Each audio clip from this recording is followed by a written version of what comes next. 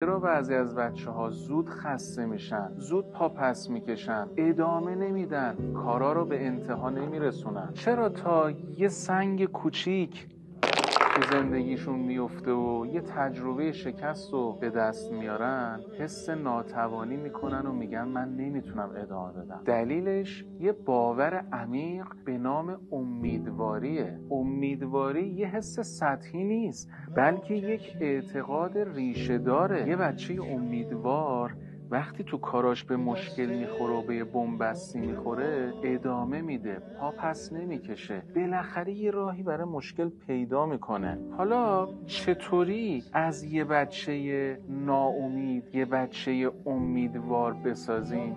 یک، تو ابتداش کارهای کوچیک و دستیافتنی بهش بسپر که مطمئنی از پسش برمیاد. مثلا اگر همیشه اتاقش نامرتبه نگو کلشو مرتب کنه، فعلا تختشو مرتب بکنه.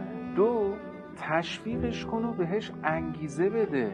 مثلا بهش بگو تو از پس درسات برمیای، من مطمئنم میتونی مشکلتو با دوستات حل بکنی. سه، کمکش کن متوجه بشه برای حل مشکلات مختلف راه‌های متفاوتی وجود داره. اگه تو یکیش به نتیجه نرسید راه‌های دیگر رو امتحان کنه. امیدواری بچه‌ها انعکاس امیدواری تو وجود ماهاست، ناامیدیشون هم انعکاس ناامیدی تو وجود ماست. پس بیا از امروز کمتر تو خونه حرفای ناامید کننده بزنی و دل بچه‌هامون رو با امیدواری زنده نگه